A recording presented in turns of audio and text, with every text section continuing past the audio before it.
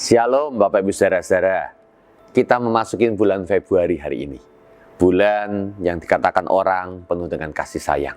Di tengah-tengah situasi bulan kasih sayang ini, saya ingin kita merenungkan bersama satu bagian firman Tuhan dari Filipi pasal yang kedua ayat yang kelima. Dikatakan di sana, hendaklah kamu dalam hidupmu bersama menaruh pikiran dan perasaan yang terdapat juga dalam Kristus Yesus. Saya ulangin, Filipi 2 ayat yang kelima, hendaklah kamu dalam hidupmu bersama menaruh pikiran dan perasaan yang terdapat juga dalam Kristus Yesus. Hidup bersama adalah gaya hidup normal manusia. Hidup bersama atau kita biasa kenal dengan hidup berkomunitas adalah gaya hidup normal kita. Allah menciptakan kita untuk berkomunitas, untuk hidup bersama-sama dengan orang lain. Kalau Anda seorang diri, Anda akan mengalami situasi yang sangat tidak menyenangkan. Anda nggak bisa berbagi, Anda nggak bisa bercerita. Bahkan ada orang yang di tengah keramaian tidak punya teman untuk bercerita, tidak punya teman untuk berbagi. Ia orang yang lonely. Bapak Ibu Saudara-saudara, itu sebabnya mengapa kita diciptakan untuk hidup bersama-sama. Namun, hidup bersama-sama kadang-kadang juga bisa menjadi tidak menyenangkan. 2 orang dengan 2 kepala, 3 orang dengan 3 pendapat. Seringkali terjadi perselisihan, terjadi perbedaan pendapat. Hal-hal yang seharusnya menyenangkan dalam hidup bersama berubah menjadi menegangkan. Perkara-perkara yang seharusnya membuat kita bergembira bersama akhirnya menjadi sebuah kesempatan untuk orang-orang menjadi saling menyakiti. Cara makan bersama di tengah-tengah keluarga sering berakhir dengan percekcokan. Orang yang memulai pernikahan dengan sebuah harapan seakan memiliki hidup nikah yang indah, hidup bersama yang baik. Kami saling mencintai, kami saling menerima. Setelah menikah, saudara-saudara, ternyata yang terjadi adalah percekcokan. Hidup bersama adalah gaya hidup normal manusia. Kita diciptakan untuk hidup bersama. Namun seringkali hidup bersama tidaklah terlalu mudah. Jadi hari ini kita akan membahas bersama bagaimana memiliki pergaulan yang baik, bagaimana memiliki keluarga yang lebih menyenangkan, bagaimana memiliki kehidupan berjemaat yang indah, bagaimana dalam pelayanan kita juga bisa memiliki kehidupan pelayanan yang saling membangun, saling menguatkan, dan bukan saling menyakiti. Saudara, ada beberapa penyakit di dalam hidup bersama yang kita perlu waspadai. Yang pertama, saudara-saudara, penyakitnya namanya adalah baper, bawa perasaan. Saudara-saudara, baper atau bawa perasaan berbicara tentang orang yang ketika hidup bersama-sama mengedepankan perasaannya lebih daripada segala-galanya. Setiap kali terjadi percakapan, dia bawa perasaannya mengendalikan akan apa yang terjadi di dalam komunikasinya. Saudara, saya tidak menyalahkan kalau kita memiliki perasaan. Kita bukan robot. Anda dan saya punya perasaan. Perasaan diciptakan Tuhan untuk membuat hidup kita dalam kebersamaan menjadi indah. Kita bisa tertawa bersama-sama karena kita punya perasaan, kita punya emosi. Kita bisa memberikan semangat ketika seseorang mengalami kelemahan. Kita bisa menyuntikkan energi yang positif. Kita bisa terharu dalam sebuah percakapan yang menyenangkan, yang dari hati ke hati. Perasaan adalah perkara yang indah, saudara-saudara. Tetapi perasaan ketika dikedepankan seringkali menghasilkan situasi yang buruk. Kita, saudara-saudara, akhirnya mempengaruhi pembicaraan, mempengaruhi akan relasi. Sesuatu yang kita tersinggung misalnya oleh karena satu perkara kecil, tapi kemudian terbawa sampai berjam-jam, berhari-hari, bahkan berminggu-minggu. Perasaan memberikan warna di dalam hidup bersama kita. Kalau perasaan kita baik, hidup bersama menjadi menyenangkan. Perasaan kita buruk, hidup bersama juga menjadi buruk. Senyum yang tulus dianggap sinis. Yang dipikirkan adalah kejelekan-kejelekan, padahal banyak kebaikan kita tidak mau untuk melihat. Orang memuji dengan baik dianggap menyindir. Dikasih tahu untuk kebaikan kita, justru tersinggung. Ternyata perasaan memberikan sebuah pengaruh yang kadang lebih besar daripada akal sehat kita. Jadi akibat daripada orang-orang yang baper di dalam dibawa di dalam hidup berkomunitasnya. Yang pertama, saudara-saudara, suasana menjadi nggak enak. Gaya hidup abnormal masuk. Ya, orang tua, anak baru selesai berantem, ya sama-sama di satu ruangan, tapi saling mendiamkan, nggak bisa berbicara. Ya, suami istri apalagi. Di dalam jemaat kadang-kadang juga begitu. Kalau sudah lihat, orang yang dimusuhin, ya duduknya di satu tempat, di sebelah kiri misalnya, sengaja kita pindah ke sebelah kanan. Saudara-saudara, di dalam bermasyarakat bergaul juga demikian. Suasana jadi nggak enak. Gaya hidup abnormal masuk. Yang normalnya bisa bersapa, bisa tersenyum, jadi nggak normal. Ya, tahan senyum, ya, sikapnya sinis dan seterusnya. Orang berbicara satu dengan yang lainnya jadi takut-takut. Nanti kalau tersinggung gimana? Dah mendingan nggak usah bicara saja. Lalu kemudian diam-diaman satu dengan yang lainnya, diam-diaman. Semakin diam-diaman, semakin asumsi datang.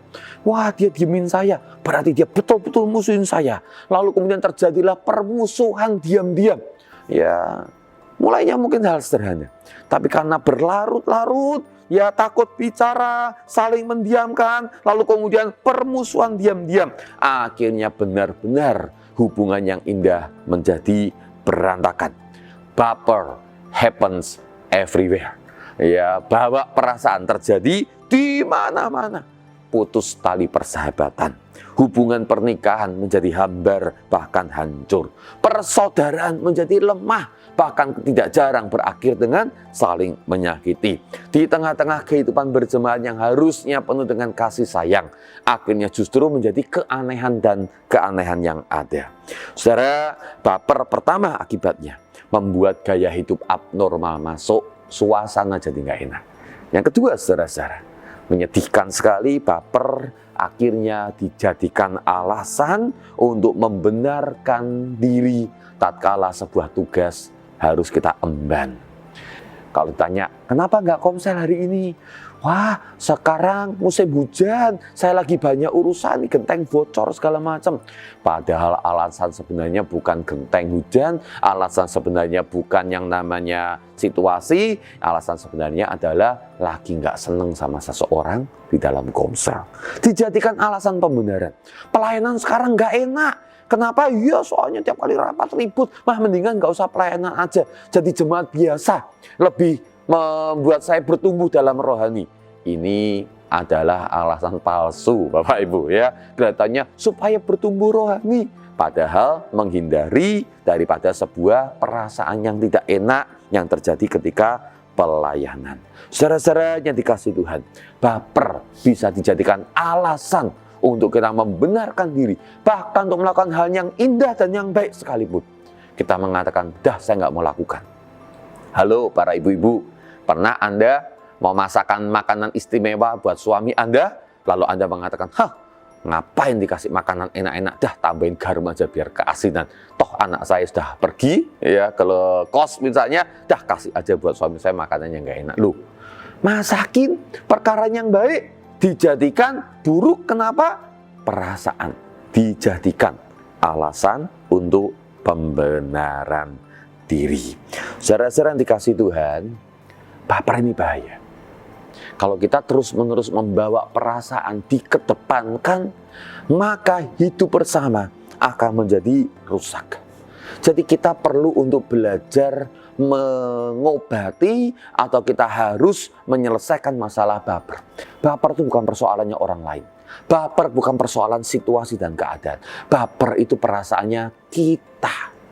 Apakah kita mau untuk membawa perasaan kita atau mengedepankan perasaan kita lebih daripada segalanya? Situasi pasti bisa mengecewakan. Orang pasti bisa melakukan sesuatu yang kita tidak harapkan. Tapi apakah kita akan merespon dengan benar atau kita justru dikendalikan oleh situasi? Itu berbicara tentang bagaimana kita mengelola akan perasaan kita. Ayat firman Tuhan hari ini berkata bahwa hendaklah engkau dalam hidupmu bersama membawa pikiran dan perasaan Kristus. Saudara, kalau kita ingin hidup bersama, engkau perlu untuk membawa pikiran dan perasaan Kristus. Kristus menjadi teladan bagaimana dalam hidupnya bersama, ia saudara-saudara tidak mengedepankan perasaan-perasaan manusiawinya, tapi dia mengedepankan akan perasaan-perasaan ilahi atas orang-orang yang ada di sekelilingnya. Anda tahu Yesus adalah pribadi yang paling banyak disakiti. Ia saudara-saudara dicaci, ia difitnah, ia dimusuhi, tapi ia gak bawa perasaannya untuk kemudian tersinggung, marah, kecewa, dan balas dendam. Sebaliknya Yesus mengedepankan perasaan ilahinya. Ia tetap mengasihi orang yang membencinya. Ia tetap memberikan yang terbaik pada orang yang beritikat paling buruk pada dia sekalipun. Ia datang ke dunia untuk mati, disalib, menebus akan orang-orang yang sudah menyakiti akan dirinya. Saudara-saudara, inilah perasaan Kristus yang seharusnya saudara-saudara kita miliki di dalam hidup bersama. Pak David, gimana caranya kita memiliki pikiran Kristus ini? Saudara, saya ingin memberikan beberapa resep. Resep yang pertama, 1. Ingat, baper bukan Tuhan. Saudara, jangan mau diatur oleh perasaan. Jangan mau diperintah dan dikontrol oleh perasaan. Hidup kita ini diatur oleh Tuhan. Hidup kita diperintah dan dikontrol oleh firman Tuhan. Maka janganlah kita membiarkan perasaan menjadi Tuhan yang mengendalikan akan hidup kita. Bahkan kala kita ingin melakukan yang benar, kita pun akhirnya harus menahan diri. Kenapa? Karena disandera oleh perasaan. Ingat saudara-saudara, perasaan bukanlah Tuhan. Kita perlu untuk menundukkan perasaan kita di bawah akan firman Tuhan. Anda tidak boleh lagi berkata, membenarkan diri dengan alasan saya lagi gak enak sama seseorang. Mau hubungannya enak, mau hubungannya gak enak, tetap harus bangun hubungan. Ingat, kita hidup bersama-sama. Anda pernah nyuruh anak Anda makan sesuatu yang dia gak suka, padahal makanan yang baik dan sehat, kita katakan enak, gak enak, tetap harus makan. Saudara-saudara, perasaan kita kepada orang-orang di sekeliling kita kadang-kadang bisa gak enak. Enak, gak enak, tetap bangun relasi. Jangan biarkan perasaan menjadi saudara-saudara yang namanya Tuhan dalam kehidupan kita. Yang kedua, saudara-saudara, pakailah perasaan Kristus. Jadi kalau dikatakan ya, kalau gitu siapa atau bagaimana kalau saya mengelola perasaan saya? Kalau perasaan bukanlah Tuhannya mengendalikan, kendalikan dengan perasaan Kristus. Saudara-saudara, kita perlu saudara-saudara seperti Kristus mengedepankan prasangka-prasangka yang baik. Jangan berasumsi, saudara-saudara. Ya, jangan berasumsi.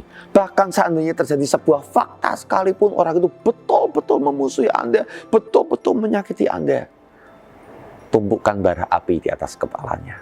Tambahkan kasih sementara dia saudara-saudara sedang menyakiti. Saudara-saudara, kedepankan perasaan Kristus. Datang pada orang saudara-saudara yang Anda merasa tidak nyaman itu dan katakan, kita hidup bersama. Ya, saya ingin bawa perasaan Kristus, saya rindu kamu juga bawa perasaan Kristus. Gimana kalau kita bicara dari hati ke hati? Sehingga tatkala hati dan hati bertemu, maka saudara-saudara tidaklah lagi terjadi yang namanya perasaan-perasaan yang tidak nyaman ini. Yang ketiga, saudara-saudara, minta kasih karunia Tuhan. Salah satu persoalan daripada orang mengapa baper adalah karena dia belum pulih, saudara-saudara. Dulu dia sering dilukai, ya oleh karena satu hal. Itu sebabnya mengapa tatkala seseorang melukai dia pada titik di mana dia belum sembuh, dia gampang terluka. Maka perasaannya langsung mengamuk, saudara-saudara. Ada pengalaman traumatis yang belum disembuhkan. Atau seseorang yang terus-menerus melecehkan dia. Seseorang yang terus-menerus, saudara-saudara, berkata-kata yang buruk pada dia. Saudara-saudara, akhirnya pertahanan kita jebol. Lalu kemudian kita mulai tertusuk akan perasaan kita. Maka kemudian perasaan mulai terekspos keluar. Jadi saudara-saudara, ketika Anda mengalami atau Anda mulai mengenali area area di mana Anda gampang terluka perasaannya. Itu waktunya Anda berkata, saya tidak sanggup menjalankan dengan kekuatan sendiri. Datang kepada Tuhan, minta anugerah Tuhan. Tuhan, ternyata saya gampang baper kalau saya dihina.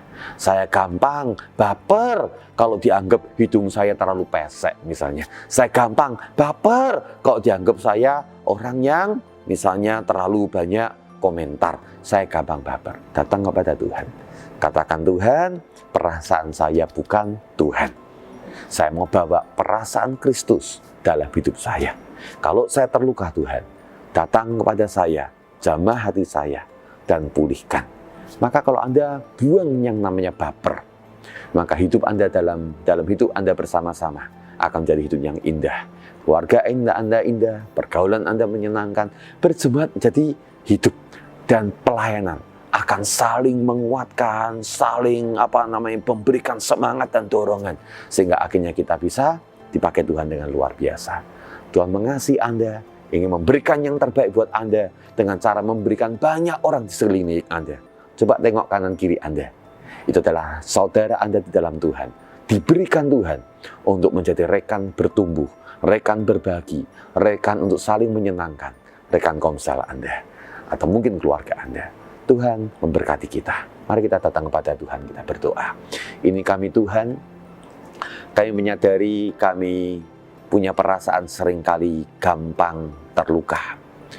Atau mungkin kami mudah sekali untuk mengekspos akan perasaan kami ketika kami Bapa Surgawi dalam kehidupan ini.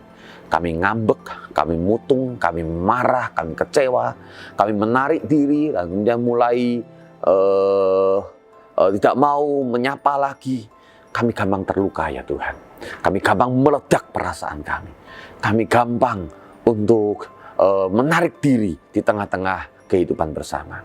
Maka hari ini kami datang kepada Engkau memohonkan satu perkara, Tuhan, jamah akan hati kami. Kami percaya Tuhan, firman-Mu benar. Maka kami mau bawa pikiran dan perasaan Kristus dalam hidup kami bersama. Kami katakan kepada perasaan kami, hai perasaan, Engkau bukan Tuhan. Engkau berhenti mengendalikan akan hidup kami. Dalam nama Yesus Kristus, perasaan tunduk kepada perasaan Kristus.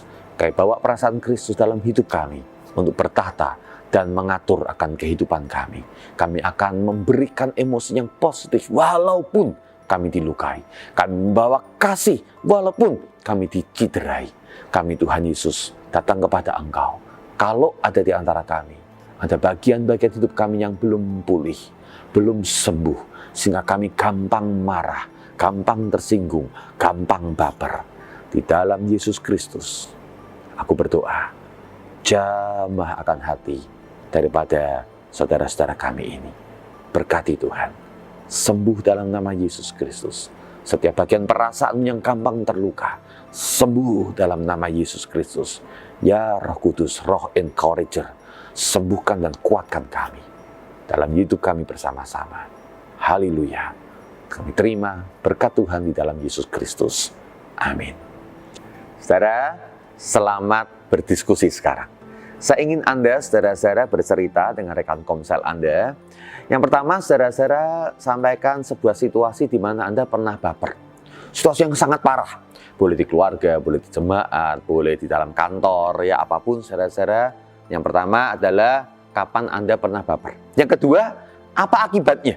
Ketika Anda baper, saudara-saudara, lalu kemudian apa yang terjadi di tengah-tengah komunitas itu, keluarga atau kantor atau dalam gereja. Yang ketiga, nah kalau Anda sudah beres di dalam Anda berhasil menyelesaikan masalah baper itu, ceritakan saudara-saudara bagaimana cara pemberesannya, siapa yang memulai pemberesan, ya, dan bagaimana prosesnya, ceritakan. Kalau belum beres, saudara-saudara, maka langkah ketiganya adalah ceritakan saudara-saudara komitmen Anda bagaimana melakukan pemberesan, karena tahu akibatnya buruk. Jadi Anda perlu untuk melakukan pemberesan. Ceritakan pada teman-teman komsel dan minta dukungan ya daripada teman-teman komsel bagaimana untuk membereskannya. Saya ulangin, apa bapernya, apa akibatnya.